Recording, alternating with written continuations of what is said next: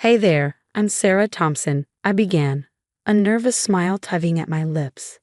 I'm 35, a marketing executive, and happily married to my amazing husband, Mark. We've been together for 7 years, and life's been good, except for one thing.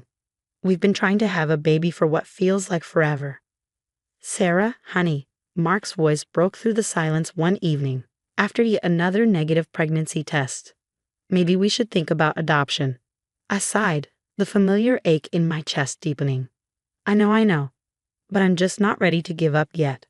There's still that new fertility clinic Dr. Roberts recommended. Mark wrapped his arms around me, his voice gentle. Whatever you want, babe.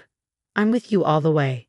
That was Mark, always supportive, unlike my older brother, Eric, and as if on cue, the devil himself waltzed in without warning. Little sis, how's the baby making going? Eric's booming voice filled the living room as he made himself at home, uninvited, like always. I forced a smile. Eric, what a surprise, I replied, though it wasn't. We're still trying. He flopped down on the couch, helping himself to a beer from our fridge. You know, Mom and Dad aren't getting any younger. They're always talking about wanting grandkids. Thanks for the reminder, I muttered under my breath. Completely oblivious, Eric kept going. By the way, did you hear? They're thinking about revising their will, something about the family legacy. My ears perked up. Our parents, Richard and Eleanor Thompson, had built a successful real estate empire. I'd never cared much about the money, but Eric's tone made me uneasy. What do you mean, revising the will? I asked, trying to keep my voice steady. Eric shrugged, too casually. You know how they are, always planning for the future. Probably want to make sure their grandkids are taken care of. The way he emphasized grandkids made my skin crawl. I quickly changed the subject, but his words lingered long after he left. Later that week, I met up with my best friend Lisa for coffee. As soon as I walked into the cafe, she could tell something was off. Spill it, Sarah. What's going on? I recounted Eric's visit, along with the weird vibe I got from him. Lisa listened carefully, her brow furrowed. Sarah, I don't want to freak you out, but be careful around Eric. Something about this doesn't sit right with me. I know, I admitted, grateful for her concern. It's just, it feels like he sees me as some kind of competition. It's ridiculous. Trust your gut, honey, and remember, you've got people in your corner. Speaking of which, any news from the fertility clinic? A small smile crept onto my face. Actually, yeah, we're starting a new treatment next week. Fingers crossed. As I left the cafe, I couldn't shake the feeling that something was about to change. Little did I know just how much. After years of trying, Mark and I were finally expecting. 5 months along, and I was walking on air. My baby bump was showing, and I felt like I was glowing from the inside out. You look radiant, sweetheart, Mom said as I walked into their mansion for a celebratory dinner. Dad stood beside her, beaming with pride. Thanks, Mom, I feel amazing. I rubbed my belly affectionately. The house was decorated for the occasion, streamers, balloons, the works. As I made my way upstairs to freshen up, I heard unsteady footsteps behind me. Well, if it isn't the golden child. Eric's slurred voice made me freeze. I turned to see him, disheveled and reeking of alcohol. Eric, are you drunk? I asked, heart racing as he stumbled closer. You think you're so clever, don't you? Getting knocked up just to secure your inheritance. What are you talking about? I backed away, panic rising. Don't play dumb. His words were sharp, venomous.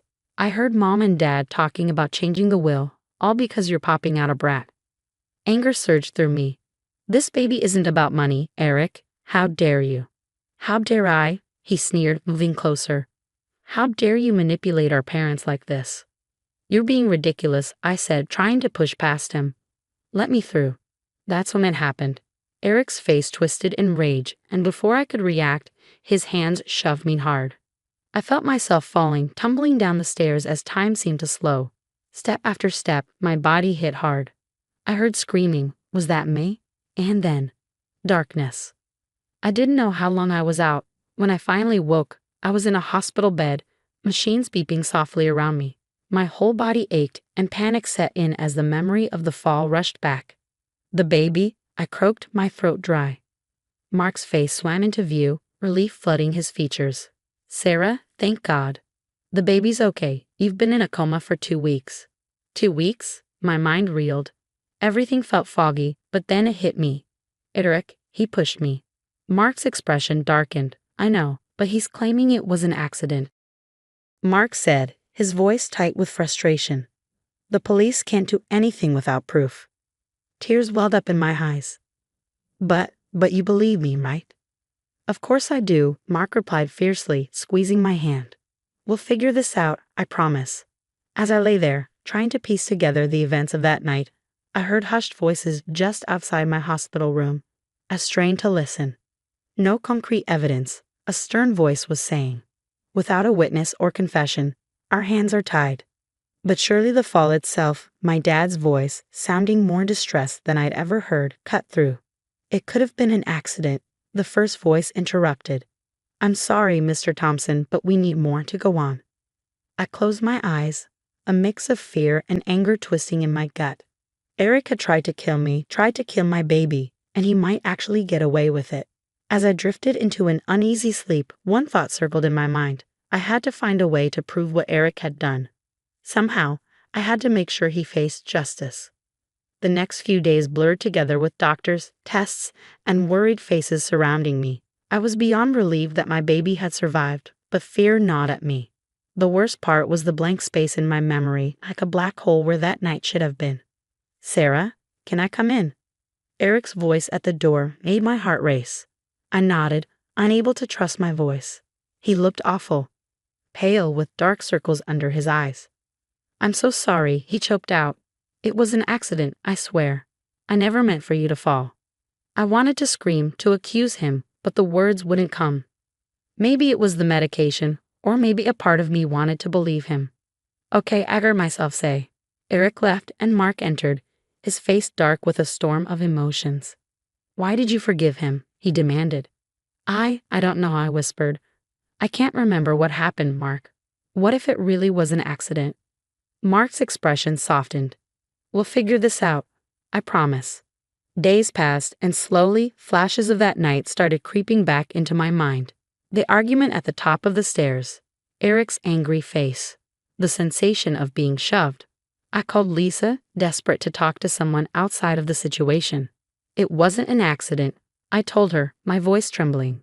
I remember now, bits and pieces, he pushed me. There was a sharp intake of breath on the other end. That bastard, Lisa hissed. We need to prove it, Sarah. But how? It's my word against his. After a long pause, Lisa spoke, her voice low and determined. What if we set up a hidden camera? If he visits again, we might catch him saying something incriminating. It felt sneaky, but I was desperate. Let's do it. Lisa smuggled in a tiny camera disguised as a stuffed animal, and we positioned it carefully in my hospital room, hoping it would capture any future conversations with Eric. Meanwhile, Mark was taking matters into his own hands. He hired a private investigator, Jake, to dig into Eric's past. You're not going to believe what I found, Jake said during one of his updates. Your brother-in-law has a history of gambling debts. He's been making some shady business deals to cover them up. I felt sick. Anything else? Jake nodded grimly. He's been meeting with your family's lawyer, looking into ways to contest the will if it's changed in your favor. We need to be careful, Mark warned. Eric's clearly dangerous. We can't confront him without solid proof. I agreed, but inside I was seething. How could my own brother do this? The next day, as if summoned by my thoughts, Eric showed up again. This time, I was ready. The hidden camera was in place, and I steeled myself for whatever might happen. Hey sis, Eric greeted me, overly cheerful. How are you feeling? Better, I replied cautiously. Eric, we need to talk about what happened that night. His face changed instantly, a flicker of fear, maybe anger, before he quickly composed himself. I told you it was an accident. Why can't you just let it go? I took a deep breath. Because I'm starting to remember, Eric, and what I remember doesn't match what you're saying. His eyes darted nervously around the room, and I prayed he wouldn't notice the camera. You're confused, he said, his voice hardening. The doctor said you might have some false memories. Don't go making accusations you can't take back. I saw a glimpse of the real Eric then, the one who had shoved me down those stairs. I knew I was right. This was no accident, and I was more determined than ever to prove it. The day finally came when I was being discharged from the hospital. Eric had agreed to help me pack, not knowing it was all part of our plan. Mark, Lisa, and my parents were in the next room, listening in. The hidden camera was recording, and I was wired up. My heart pounded as Eric walked in, all smiles. Ready to go home, sis. I took a deep breath, steeling myself for what was about to come. Almost, but first we need to talk about what really happened that night, Eric, I said, my voice steady. His smile faltered. We've been over this. It was an accident. Was it? I pressed. Because I remember you pushing me. I remember you talking about the will. Eric's face darkened, and he stepped closer. You don't know what you're talking about. Don't I challenged. I know about your gambling debts, Eric. I know you've been meeting with the family lawyer, looking for ways to contest the will. He moved closer, his voice low and dangerous. You better watch what you're saying. Or what? I shot back. You'll push me down the stairs again. Eric let out a bitter laugh. You know what? Fine. Yes, I pushed you. You and your perfect little family were about to ruin everything. Do you have any idea what it's like, always being second best? I felt a wave of nausea. So you tried to kill me? Your own sister? His eyes narrowed. I didn't mean to push you that hard, he snarled. But you just wouldn't shut up about the baby, about how happy Mom and Dad were. I couldn't take it anymore. Suddenly, the door burst open. Mark, Lisa, and my parents rushed in, their faces filled with horror and disbelief. How could you? Mom sobbed. Dad's voice was cold as ice. You're no son of mine. Get out. Eric's face paled as the realization hit him. You set me up, he hissed at me. No, Eric, I said, my voice steady. You did this to yourself. The next few hours passed in a whirlwind. The police were called, statements were taken, and Eric was arrested on the spot, charged with attempted murder of me and my unborn child. As the investigation deepened, more of his crimes surfaced. Fraud, embezzlement. It was like opening Pandora's box. In the weeks that followed, I focused on my recovery and preparing for my baby's arrival. My family rallied around me, showering me with love and support. Mom and Dad revised their will, cutting Eric out completely. But honestly, I didn't care about the money. All I wanted was for my family to be safe. Then the day came. I was in the delivery room, bringing my daughter into the world. As I held her for the first time, an overwhelming sense of love and protection washed over me. She's perfect, Mark whispered, tears in his eyes. A few days later, we were home, settling into our new life. Lisa came to visit, bringing news. It's over, she said. Eric's been sentenced to 15 years in prison. I nodded, feeling a mix of emotions, relief, sadness, anger. Sarah, Mark asked softly, you okay? I turned to my husband, my best friend, and our beautiful daughter. Yeah, I said, smiling. I'm more than okay. As I rejoined my family, I knew that whatever challenges lay ahead, we would face them together. We'd been through hell and come out stronger. Now, with our little girl, a new chapter was beginning. The future was bright, and it was ours. Now I have a question for you. If you were in Sarah's position, could you ever forgive Eric for his actions? Or do you believe some betrayals are truly unforgivable? Share your thoughts in the comments below. Your perspective might help others dealing with toxic family dynamics. Don't forget to like this video and subscribe for more powerful stories exploring family dynamics, resilience, and personal triumph. Your support helps us continue sharing meaningful narratives. Thanks for watching. We can't wait to hear your opinions.